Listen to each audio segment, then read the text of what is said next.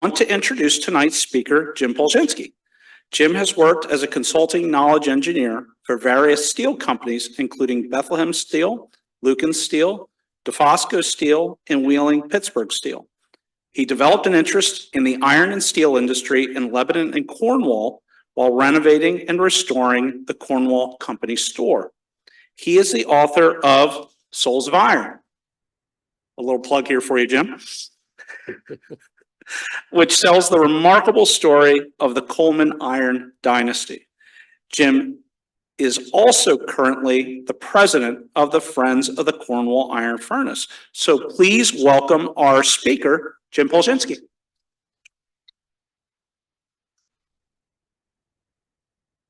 Thank you for that word welcome. And for those of you that are clapping at home on your Zoom, thank you for that as well.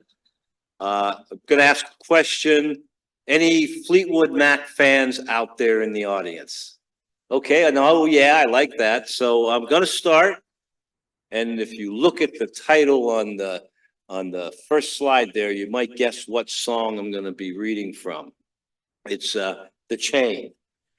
So and I don't sing, otherwise I'd sing it, and then you'd all leave right away. And if you don't love me now, you don't love me. And if you don't love me now, you will never love me again. I can still hear you saying, you would never break the chain, never break the chain. Chain keep us together, running in the shadow. Maybe you could hear the song in your mind there. But this is actually, I think, a good opportunity to take a look. The Coleman family is so interesting that we could go in and dive into any one spot in their generations, and we could come up with an important look at that period of time, going back to the pre-colonial, the pre-Revolutionary War. You could be going into the early 1800s, the Civil War, the Industrial Revolution. That's where we're going to start tonight. And then you could look at the Depression, and you can even follow some of the family past that. So the range that we're going to look at tonight is I think one of my favorite time periods in American history, and actually world history, because the Industrial Revolution wasn't just limited to America, but it's really when America first came to prominence. So by the time World War I came around, we had eclipsed all the other countries in terms of our industrial output and production. So it was really a very, very significant time for this country. And yet there were a lot of things that could be criticized. And obviously hindsight is 2020, but even during that time period, there were many criticisms leveled upon what were called the robber barons during the Gilded Age. Well, the group that we're going to take a look at tonight actually is a very privileged class. We're going to look at 9 young as they become old cousins. It's called the Happy 9 because one of those 9, Anne Caroline Coleman, who later became Anne Caroline Rogers, wrote a letter to her brother, Robert H. Coleman, and those names might be familiar to you if you're from the area. And this is why the book's here. It wasn't here placed as a shameful plug, but I will take it anyhow. This is what she wrote to her brother, and she's just a teenager at the time.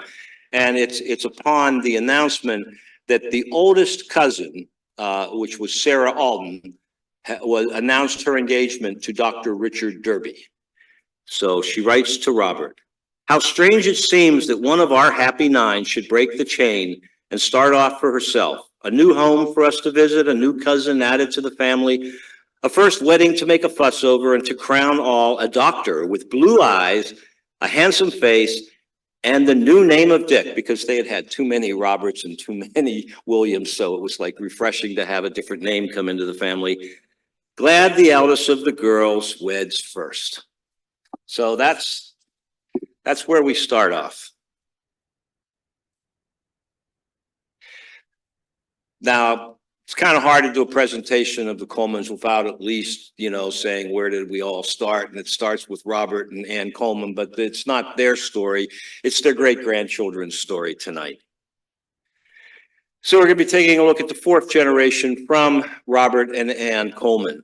And there were other children in the third generation, but these, at the top squares, those are the folks that actually had children. So Anne and Bradford Alden, Robert Percy and Sarah. Margaret and William Grisby Freeman had William, Isabel, Annie, Edward, and Margaret. Now, those of you that are very aware of celebrating the 75th anniversary of Cornwall Manor, you will know Margaret more by the last name of Buckingham than by Freeman. Sue Allen and William Coleman, Robert H. and Anne Caroline. So you have Alden, Freeman, and Coleman as the last names of the cousins. Now, these cousins were so close. You might be able to think back and remember when you were young. I know I can remember on my dad's side of the family, I had lots of cousins. I had more than 9. And we used to just go out and play and get in trouble sometimes too, where we would end up having to get punished. But it was always worth it. I will say that much. But we had a good time. And I just really, some of my favorite memories are just playing with my cousins. Now, I wasn't from the privileged class, so our play, you know, if we were playing, you know, war, we put some sticks with some nails and stuff, and that's how we did it. And if we were going to throw a bomb, that was back in those days, we'd be throwing stones. And I did get in trouble one time for hitting my cousin square in the middle of his forehead with a stone. And boy, I don't know, there's not a whole lot of room up here, but when something happens here, it bleeds like crazy. It looked a lot worse than it really was. At least that's what I was trying to say. So this is, they went on vacation together, sometimes to Europe. Florida was a favorite destination. They all had different ancestral homes where they would visit, but they often took trips together. And when they were all in Cornwall, at the same time, they would be taking long walks in the area, and it wasn't as built up as it is today. There were a lot more woods that they could walk through. They played a lot of lawn games. They threw different parties with each other. They rode horses together. It was a privileged life, but it was very happy and idyllic during that time period. Now, just as older, there are challenges, and we'll be looking at some of those challenges. We watch them age tonight. You'll be able to actually just sit back comfortably and watch 80 years fly by like it's nothing. This photo, 1879, was taken in Lancaster. They had all of those people left I don't think it was just one, what they called 4x4s, and you had 4 horses, but they're packed in there. They all drove down to Lancaster and they got their picture taken in Lancaster. So on the right, your right, you see 2 gentlemen, one standing like this. Guess who that is? Robert H. Coleman. It's like so fitting. Now I have personal, and I've written about it, but I have personal opinions about Robert H. Coleman in terms of his ego, et cetera, et cetera. And we'll cover a tiny bit of that tonight, but it's very fitting that he's like this. Next to him is his cousin, William Coleman Freeman. And Margaret and William Grisby Freeman named all their kids with the middle name Coleman. So it's Edward Coleman Freeman and Margaret Coleman Freeman. They all had the middle name Coleman. Now, you wouldn't know it there at that point in time. They're standing side by side. And actually, when Robert graduated from college, William being the first graduated cousin from college, he sent Robert a very heartfelt congratulations, saying that he just was so happy that he's graduated and he wanted to welcome him into the fraternity of the cousins that have graduated from college. Just a lot of love, very, very sincere. In the middle row, we have at the far left, your left, is Annie Freeman.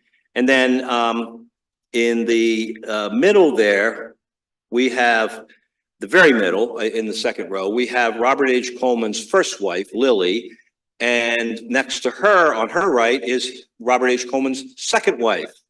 And so basically Lily tragically died, and we'll be covering that. And then we have Anne Caroline Coleman on the far right. Then on the bottom row, kneeling, is Edward Coleman. And next to him is the woman you all know and love, Margaret Buckingham, at that time, Margaret Freeman. I love this photo. So we're going to start with the Aldens. And as you know, just up the road, the original Alden Villa has been being restored. I assume that this year, I'm told that it's actually going to be open for weddings and stuff like that. But a lot of care and love has gone into the restoration of that building. That building was actually built for Percy. Anne Coleman and Bradford Ripley Alden that really didn't live much in this area. Bradford was had gotten shot in the neck during battle in the 1800s, and he had to resign from the military. He was never quite 100% at that point, but he did make some money up north during the exploration of oil. They spent time in Newport, but they had a residence in New York City.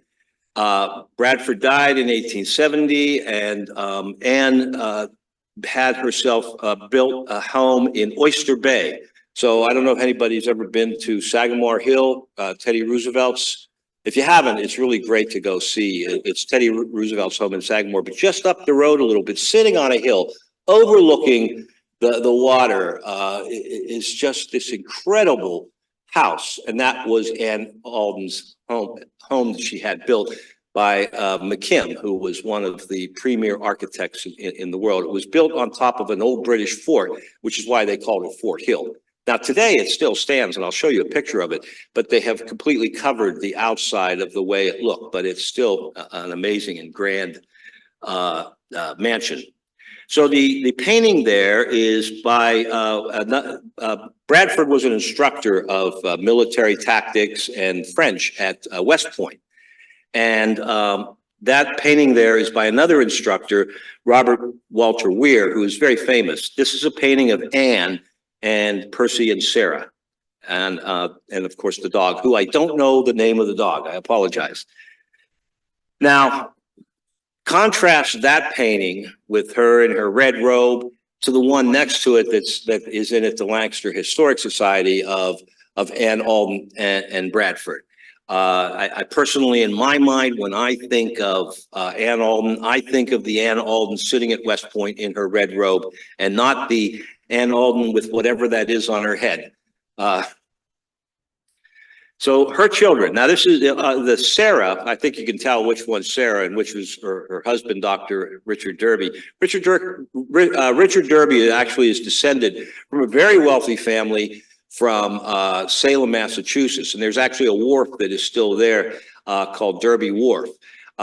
He made that Elias Haskett Derby made a lot of money traveling to China, taking goods there, bringing goods back. He was very wealthy. There's actually a Derby house that was being renovated a couple years ago, but I think you can tour again. And, you know, Salem is just an incredible place to visit. But that painting of Sarah is by John Singer Sargent. I don't know if you know anything about the painters during the Gilded Age period, but John Singer Sargent is considered one of the premier painters during that time period, if not one of the premier painters in American history. And if you want to see that, you just go a little trip down to Virginia to the Museum of Fine Arts, but call and make sure that they actually have it out and it's not in storage. And so Sarah was born in 1850, and Richard Derby was born in 1844, and Richard was one of the leaders in eye and ear surgery, one of the earliest leaders of eye and ear surgery, and he was out of New York City. He was born in 1844. Now, they were on vacation, and so this is where you talk about the Happy Nine, you talk about them doing all these great things, and then the love that was there as a kid. And what we're going to see is that, you know, money's great, right? What you have is fantastic, but it doesn't guarantee that there's a happy ending in the story. And so with some of the story of tonight is that there's happy and sad, and we'll be seeing some of the sad and tragic tonight. But they were on vacation in Spain, and Sarah died while in Spain. I don't know what she died of, but she died in Spain. And when their love was described by Anne Caroline Rogers, who would become Rogers, she said there was a thing where they were all gathered and they were all playing and all doing different things. She said, except for Sarah and Dr. Richard, who were out in the carriage all day long, ignoring everybody else. That they really were very deeply in love. And there are other letters through the time that there's no disputing that. Because not every wealthy couple was ever happy. I think we've probably seen enough movies and read enough books to know that that's true. These two were very much in love. In fact, she died in March in Spain, and Richard just couldn't take it. He just was despondent. He was under the care of a friend of his that was a psychiatrist. Now, I read one article in one paper that said he committed suicide in a hotel in Connecticut, but that's disputed by other articles that had him dying in the home of the psychiatrist that he was under the care of. I have no way to corroborate which is really the true version. So in that case, I always lend towards the case that is less tragic. We all love to hear things, but I will always lean towards that he actually died while under the care of his friend, and who was a psychiatrist. So that is great. First couple. What's there to look forward to, right? But this is Fort Hill. This was the drawing by McKim that was sitting on top. And if you've never seen Oyster Bay, Oyster Bay sits higher than the roof of this. It just sits way up on top of the hill, and it's right there on the corner. You can see the sound, and it's just incredible. And I'm sure the sunsets had to have been incredible off that site. You can see the porch. You can see the view on the bottom part there. Now, that's what I meant by, you look at the top part, they did put a brick facade over the entire building, so it doesn't really look like what it was originally made of. So now we're going to switch to her brother, Robert Percy Alden. Now, Robert Percy Alden was, this picture doesn't do him justice. He was actually a jokester. He was always pulling pranks on his cousins, and he loved games, and he loved word tricks. He just, his writings, and when they visited William Freeman got married in Ontario, and his description of the wedding and the fun they had on the train afterwards, you wouldn't know it by looking at that picture, but this man was full of the love of life. Now, he married Mary Ida Warren. Now, she was from a wealthy family that had a home in New York. Well, it's not coming to me right now. But anyhow, she was, their summer home was built in the shadow of Mount Ida. So that's why her middle name was Ida. Now, they were married in Paris. And in some of the letters, he makes little jokes about her parents. So I don't think he really liked her parents. And I'm guessing that maybe the relationship went the other way and that maybe they didn't care about him. But there was a lot of tension in this relationship. I'm going to be batting a 2 for 2 here. But there was a lot of tension, and they eventually separated. They did not get divorced, but they separated. And Mary Ida was living in the Hotel Normandy in Washington, D.C., and back then the makeup was, it could be flammable. And she set herself on fire while staring into the mirror. And one of the people that worked there found her, put it out, but a few weeks later she died while in the Hotel Normandy. Yeah, it's this, well, there are some good notes in some of this, the history of this 9. But there was no disclaimer in the beginning that you would leave feeling in great, happy feeling, right?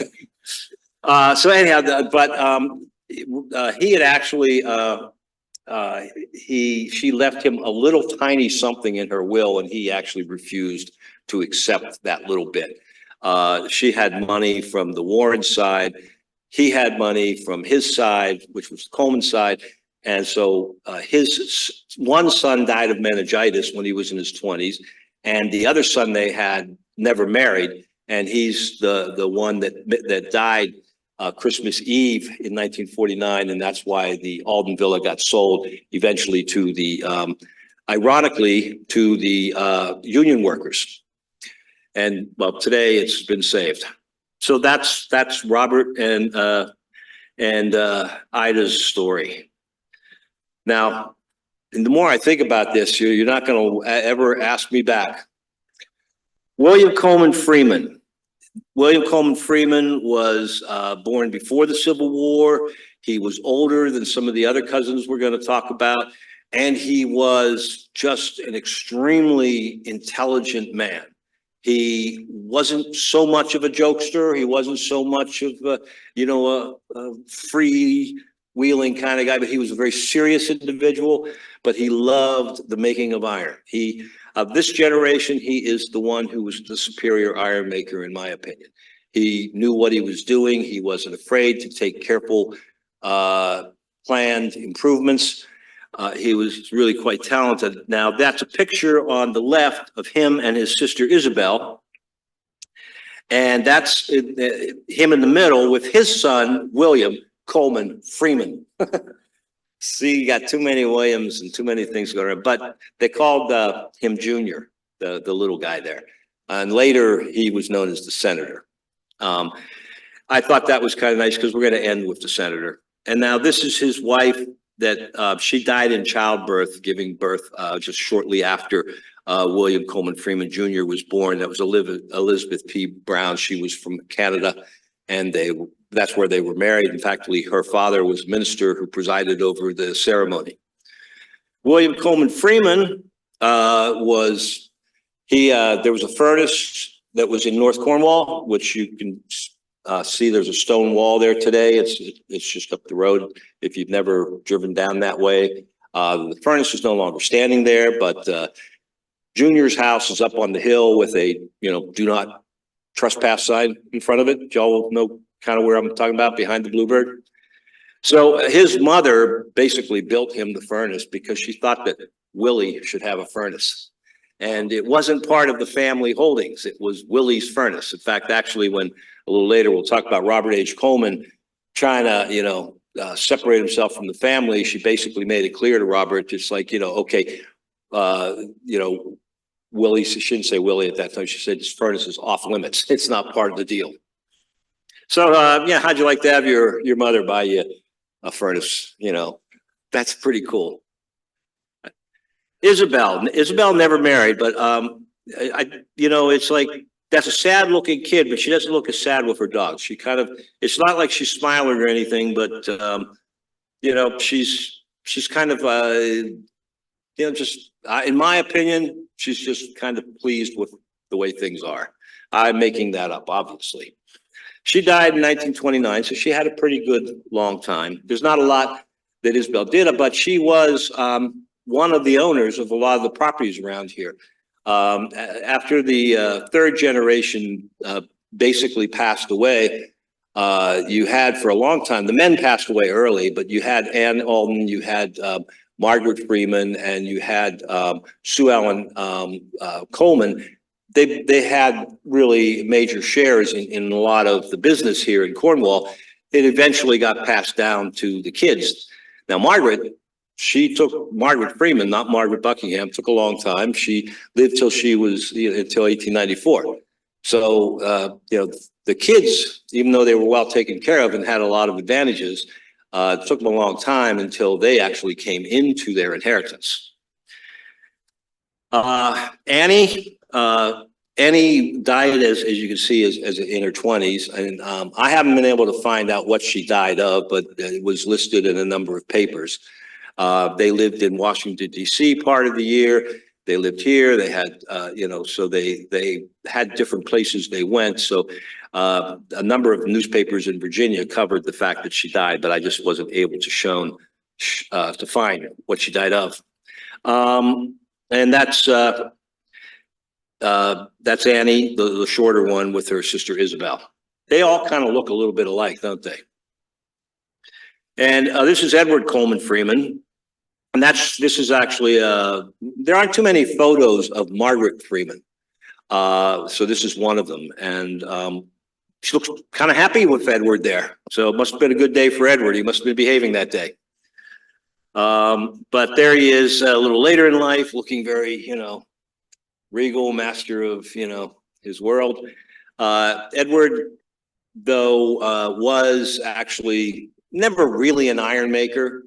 He just kind of managed, the business with his brother William and his cousin Percy once the aunts and the mothers kind of took a step aside.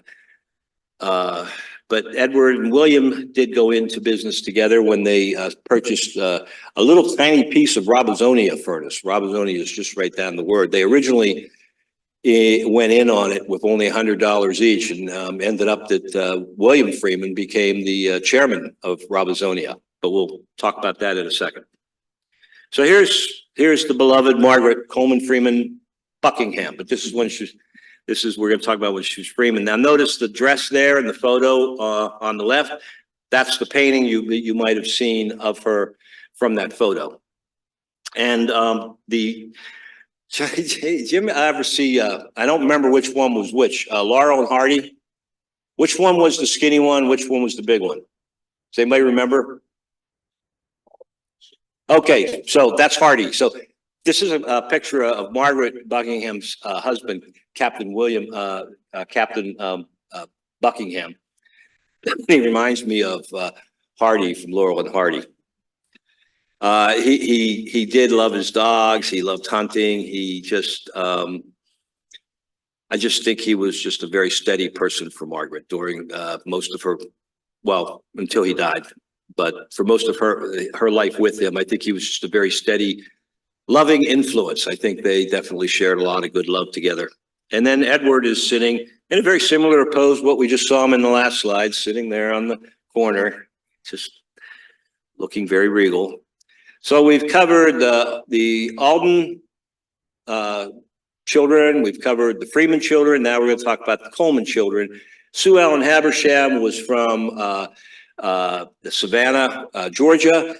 Her husband, William, was on a mission before the Civil War to try to drum up some business down south. I don't really know that they got a lot of business down there, but he got himself a wife. So I think he came out pretty good on the deal. They had two children. One, Robert H. Coleman. We pretty much, how many people know that name? Just raise your hand. Okay, quite a lot. Good. Okay, so that's Robert H. Coleman. That's him on the left as a little guy.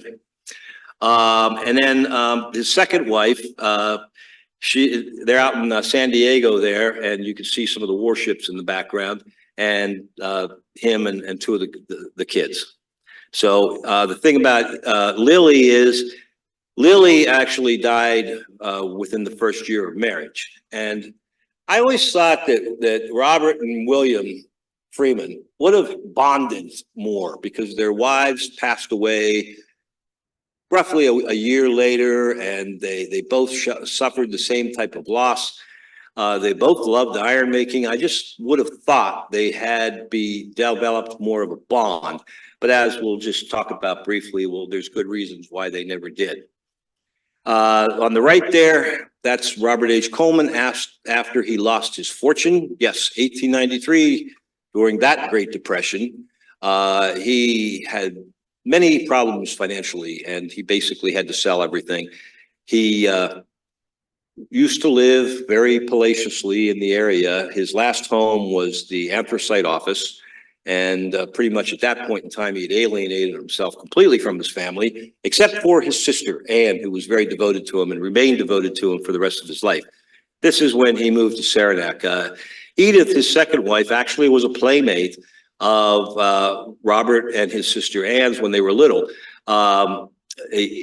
Edith's father was murdered around the Civil War time by some deserters. And he surprised them at one of his properties, and they murdered him.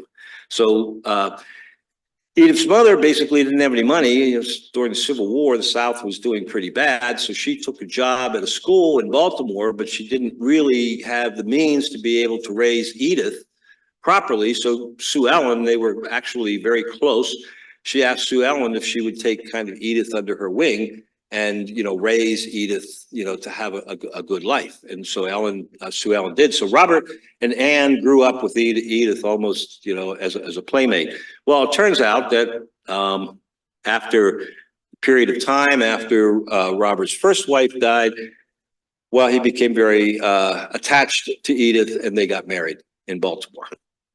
This is his sister, Anne, and that obviously a very nice posed picture there on the left.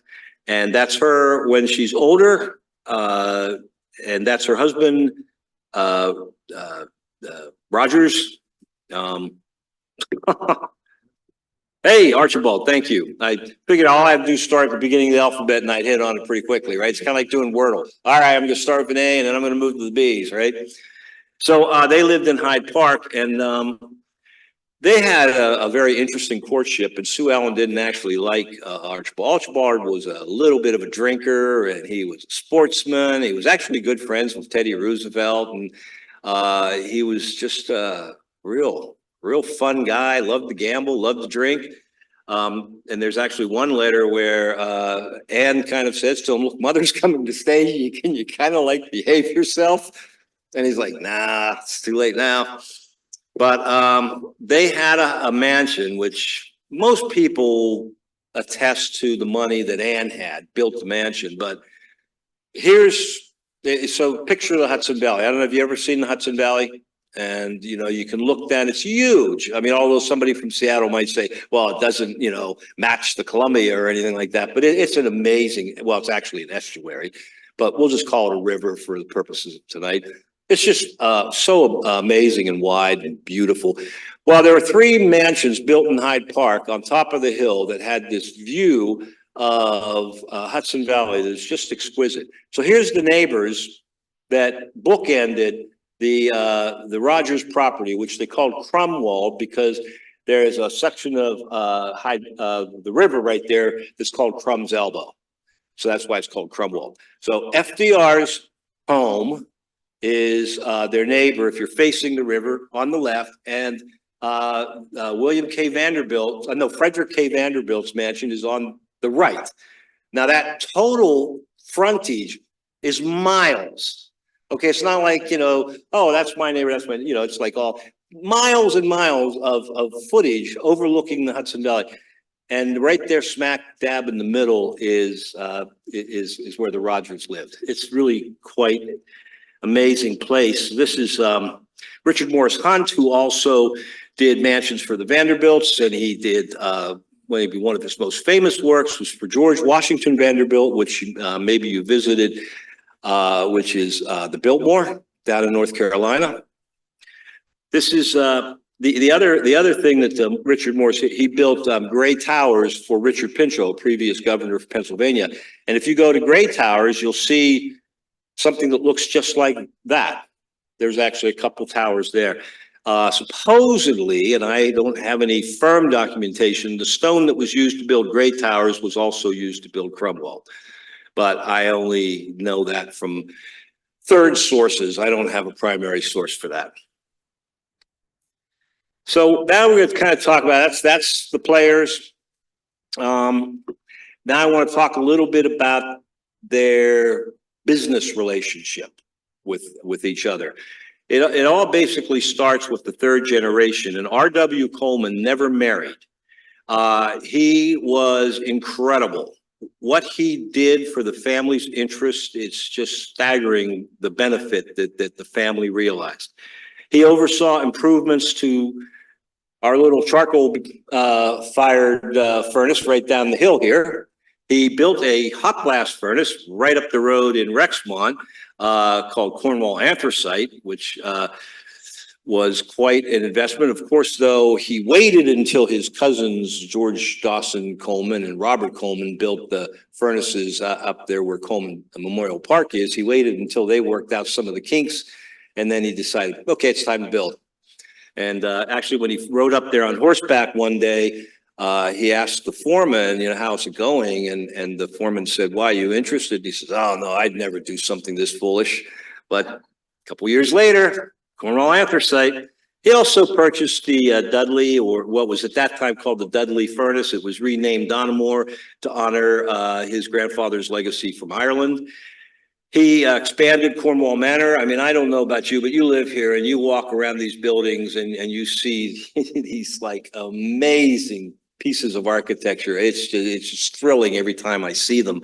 And when I pulled in tonight, I looked at the mansion there. It's just so incredible. But he expanded the Cornwall Manor. He wanted to build a carriage house, which you have a carriage house. With eventually the R.W. Coleman heirs, which is basically his sisters inherited, you know, what he had, and they eventually did build the carriage house. He died in 1864, and basically the heirs formed R.W. Coleman heirs, basically to honor him, but also to have a trusted financial legal entity to be able to operate all the different businesses out of.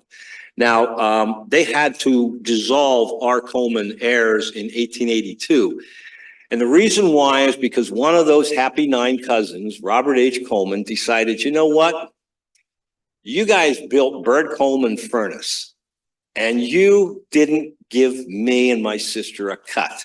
But yet we loaned you money to build it because you borrowed that money from the Cornwall Anthracite to build Bird Coleman. And that's one of the things that he absolutely hated. And I think at that point, he had so much money on paper. He was supposed to be worth so much, right? But, you know, there's a difference between on paper and actual tangible liquid assets, right? But he at one point was quoted to have been worth 30 million or whatever. So he thought, I'm going on my own. He bought some property down, you know, towards Cumberland Avenue, and he built the Colebrook 2 furnaces. Now that was very expensive for him to do. And so he also had to kind of liquidate his partnership with R.W. Coleman heirs to be able to generate the funds that he needed to be able to pay for that furnace. So basically, R.W. Coleman heirs had to disband, and this is where the division occurs. The very first significant division occurs within the family. They wrote letters after letters after letters, begging Robert to reconsider what he was attempting to do and the damaging effects it would have. I mean, it got to the point that William Freeman, and they had been very close, you know, they wanted to meet with him to talk, and then Robert had to postpone or whatever. And at that point, William basically said, you know, forget it. You know, you want to meet me, you'll meet me at my offices, and this is when you'll meet me. And if you're not there, tough. And it's just, that's where it came to. So Robert H. Coleman went off to his own to put Anne in his sister Anne in a very difficult position, because she still loved the family. She still socialized with the family. And it had to have been very challenging for her to be able to do so, knowing the steps that her brother had taken in dissolving the family business. So that being what it is, I don't know that there were a lot of tears shed when he lost his money in 1893 and had to, you know, move up to Saranac. Because really, and when he died and his body was taken down to Laurel Hill in Philadelphia to be buried, there was not a single one of his relatives that were there in attendance. So the Cornwall Iron Company incorporated in 1887. That's basically the financial vehicle that they formed to continue to run the furnaces and protect their assets. That's kind of hard to see, but I'm going to focus on the pie in the 1875 chart on the top. There's a lot of equal pieces there, right? 2 of those equal pieces are Robert H. Coleman and Anne. Now, Robert Coleman did a very shrewd thing. Before Anne married Archibald Rogers, he got Anne to sign him over the voting rights to her property. So he actually now had twice as much power in the Cornwall ore banks than he had prior to that. And she agreed to do that. And actually, after he lost his money, Archibald became very instrumental in recovering some of those funds because he listed in a lot of the transaction records as trustee on her shares of the Cornwall ore banks. So he had a very powerful position that pretty much everybody had to acquiesce to a lot of his desires while he had his money. Now, in 1895, 2 years after Robert H. Coleman had lost his money, and he had to sell to the Lackawanna Iron and Steel. Now, Lackawanna Iron and Steel had a lease with the Cornwall Iron Company, and they wanted the Cornwall ore. They wanted to have operations in Lebanon.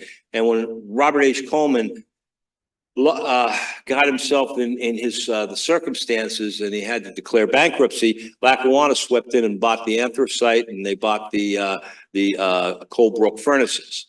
So they now had, and you'll see the light blue in the bottom left, that's now Lackawanna. So Lackawanna is now got a piece of the pie. Literally, that's a pie graph.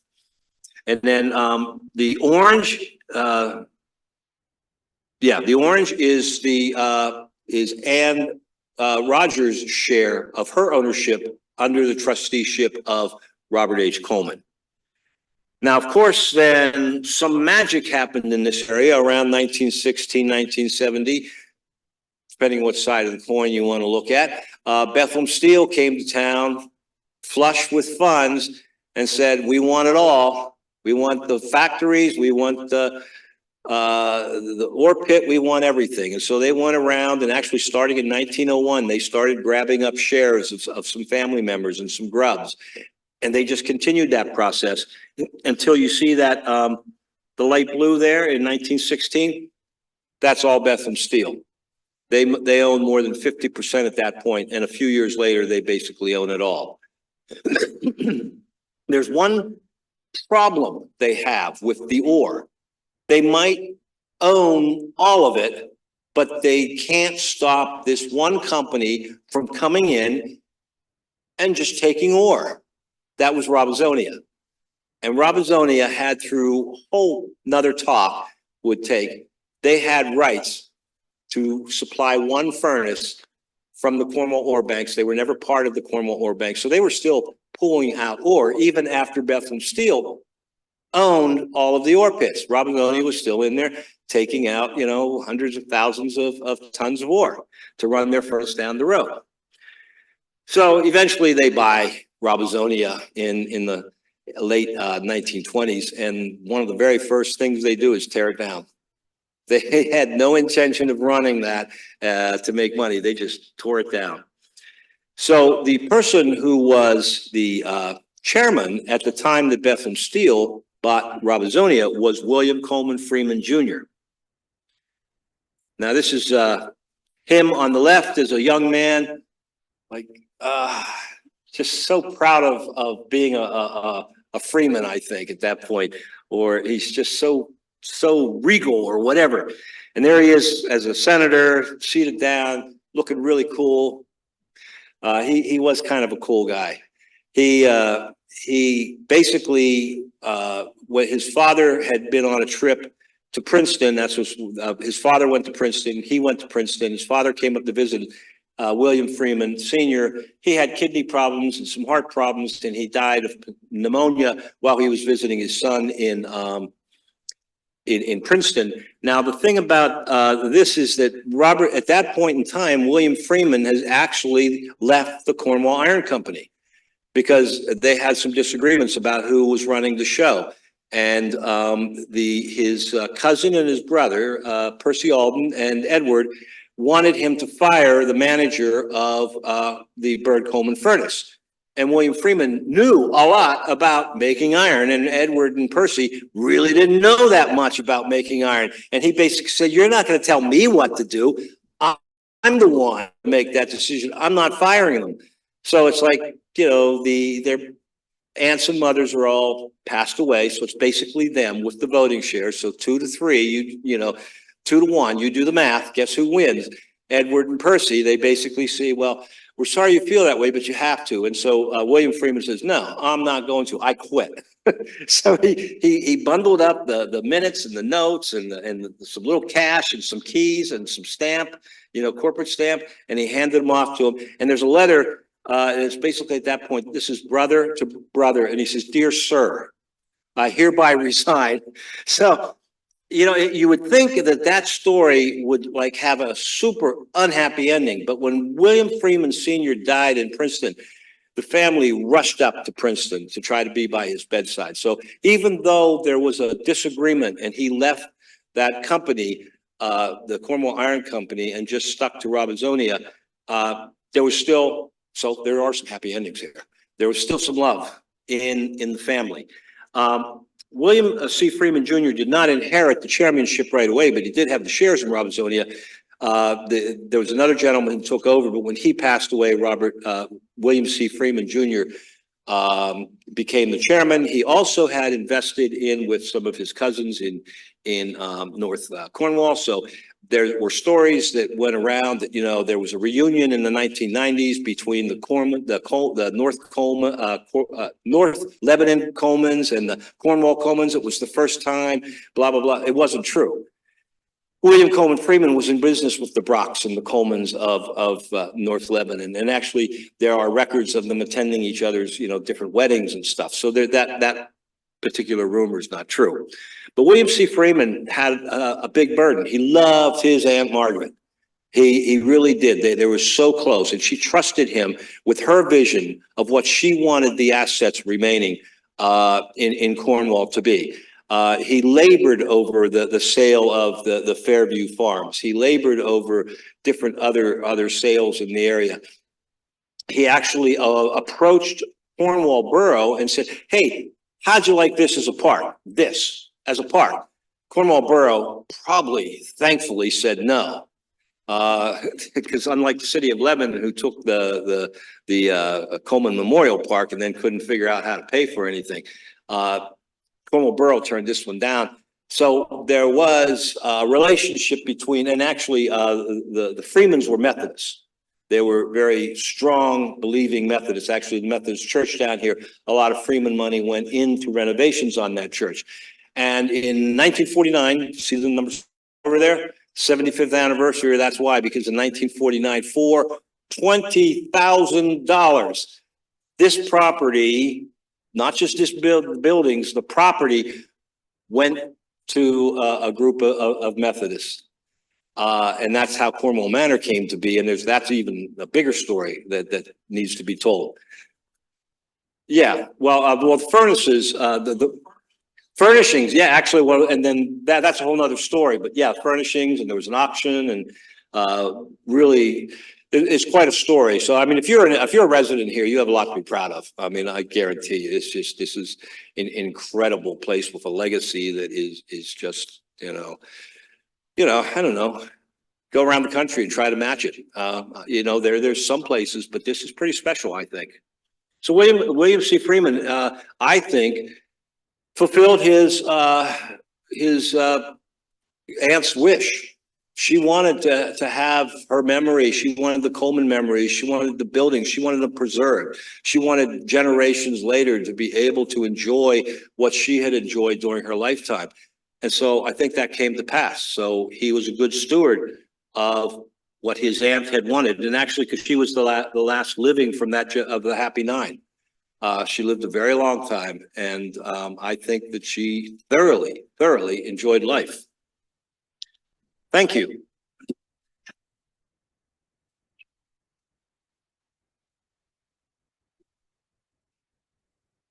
Are there any questions? Yes, sir. Pretty much World War I. Oh, yeah. So that's the part that I'm going to fail at over and over and over again. So please forgive me. The question was, where did the money come from that Bethlehem Steel had? And pretty much it came from the contracts that they had during World War I. And there's some controversy around that I don't have time to go into. Yes, sir.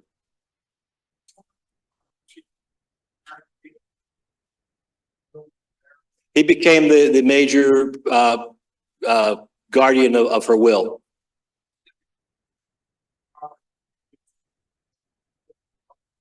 Well, it was her wish. It wasn't stated as an absolute. It was her wish. But he, and you can see it in other writing, he was approached to buy other properties. In fact, the garment workers that purchased Alden Place, they had tried to get additional land from him. Well, that didn't come from him. That came from the Sarah's kids. Sarah Alden's kids. But so he was very careful at what he did with the property that he was left to be entrusted with. He took his aunt's wishes almost as if they were authoritative. Yes, sir. Last time there was talk, we had some records on the furnace income. And it wasn't huge, it was under $100,000. I guess the money from the family came to it. So the question is, the last time I was here, only a month ago, that there was some discussion on the amount of money, the income that came from the Cornwall furnace, the coal blast furnace, and that was it that the money might have come from the ore pit? And absolutely, the ore pit was actually the major money maker. And even in hard times, there were times when they had to shut their hot blast furnaces down and that they weren't running, but they did manage to continue to sell ore. And the big payday was when everything got sold to Bethlehem Steel. All these people making millions off of a limited number of shares. There was a lot of money in the ore pit. That was always the cash cow. And actually the family can thank Robert Coleman for working so hard to getting 5/6 of it, which is what he did during his life. Just a lot of hard work. It took him decades. Yes. Question from online, Jim. Asked, did any of the female cousins attend college? Did any of the female cousins attend college? Not of that generation, but of the next generation. And actually, there are some distinguished Coleman women. I use Coleman, it might be that wasn't their last name, but I use that in a generic way, that had some very impressive careers in both the arts and in other areas. Yes, sir.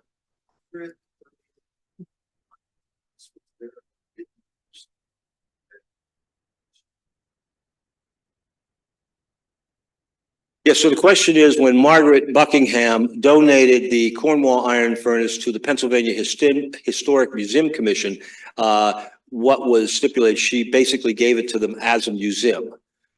She put $30,000 of her money into some repairs and renovate and, clean up on the furnace, and then left a small endowment. But it was her intention that by giving it to the museum, it would be, by the Museum Commission, it would be a museum.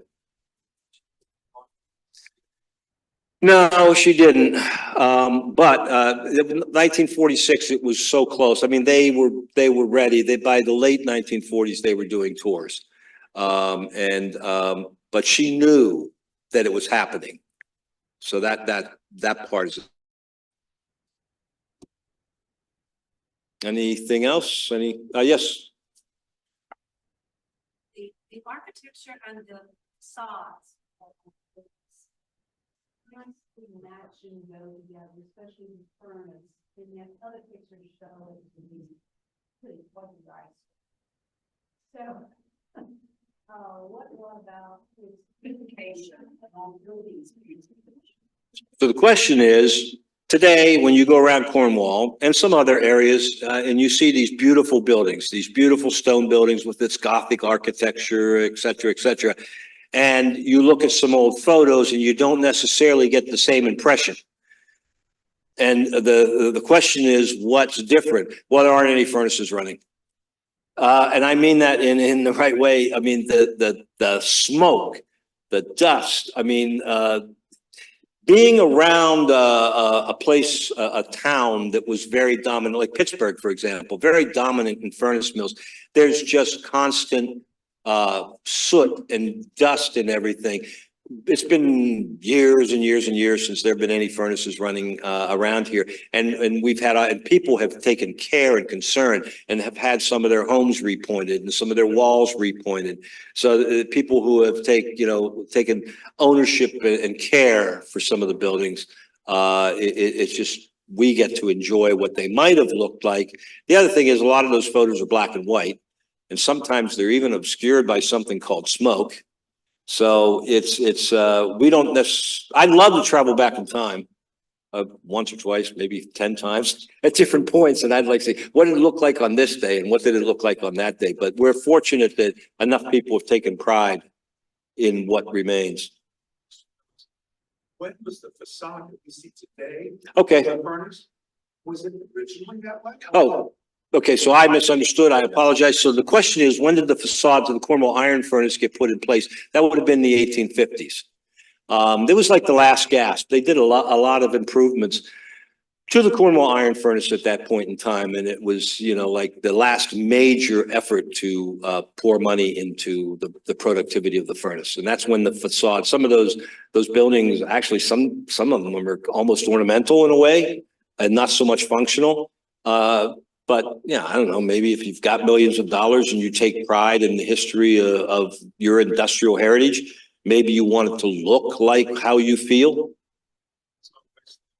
I kind of go with you. Yeah. I mean, there's no letter, there's no document that says absolutely for certain. So some of this just goes to subjective opinion, but there's opinions I like and there's opinions I don't like. Yes, sir. You talk about property that the family lived in Washington, D.C. Oh, okay. Yeah. So, the question is the family, and here we're talking about the Freeman family, talk about the property that they owned in, Washington, D.C. It's like 1512 some street. I don't remember the name of the street, but it's not too far from Lafayette Park, if I've got it right. And, basically, Margaret Freeman, not Margaret Freeman Buckingham, went in with her sister and they purchased this home, and I'm trying to remember who owned it before them, but it had been used to sign a major treaty. It was, yes, Ashburton, the Ashburton House. So they bought this major piece of architecture in DC. That's where they lived half the time. All of the Freeman children to Margaret and William Grisby Freeman were born at that mansion. When the third generation passed away, the fourth generation enjoyed the use of that home. So it was finally, it was sold to the FL-CIO, I think. I think they had their headquarters in there. I believe it was the AFL-CIO. Don't quote me on that. Huh? Not CIA, CIO. Yeah. Industrial something or other. Yes, sir. Back to the furnace, the last one showing what the furnace looked like around 1790. Oh, right, yeah, right. And it was renovated. Was it any part of the original buildings, structures, going down and just rebuilt? Well, the thing with the building of the furnace, it was constructed originally in 1742, right? And there were renovations done when Robert Coleman took possession of the Cornwall Iron Furnace. He didn't originally own it. It was originally owned by the Grubbs. He put some improvements in it. The stack was rebuilt at one point. The drawing that you see has a water wheel that was used to supply air. It's actually, I think, from around 1800.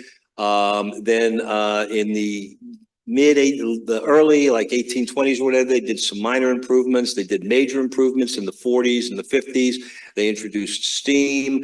They did a bunch of projects with the furnace. I mean, I don't know, and maybe Mike, you can answer me. Has anybody ever done a study that can confirm whether there's actual material from 1742? Yeah. So one of the things that was done oftentimes at historic sites and museums is there was a study that was done on it called a Historic Structures Report. And primarily what they look at in that is they look at what's physically there and then the written history that goes along with it. So that report showed that the vast majority of the building that you see there today, particularly what's kind of above ground, dates to that 1856 to 1858 time period. However, at the very lowest level of the building, there is material that predates that. So was that from the 1840s? was it from the 18th century? And one of the things that's there in the building that we feel probably dates more to the early 19th, late 18th century is that when a water wheel was in that building, you had a conveyance to get water to that water wheel, what we call a head race, and then there's a conveyance that takes water away called a tail race. So the tail race is actually incorporated still in that building and was used primarily to take water because, you know, that's built into a bank that's about 30 feet high. So there's this constant seep of water that comes in. And the other thing is that when that ceased being a water-powered operation, that didn't cease the need for water for power. Because of the steam operation, there's always loss. So there's this constant need to add a little bit of water to it. So what they did is that seep of water that still is going out the tail race, they had the ability to put pipes down into that area where the water is, and then can pick water out of that pit to then replenish the water supply in this kind of semi-closed loop of steam system. So at that lower level, we think that there's probably still some 18th century there. We also know that there was a major rebuild of the stack. I think it was like 1847, 1848. So the stack that are there now are still part of that. So just like any industry, technology is changing. They're increasing capacity. They're increasing different things. So there's all these different changes that are happening, but they didn't always delete things, but they did use what they could. So at probably the very lowest level, there's some things from the early 19th and the late 18th century. Thanks, Mike. Sure. And we'll have that for sale by Christmas now. Yeah. That's a joke. That's a joke. It's not true. Yes, sir.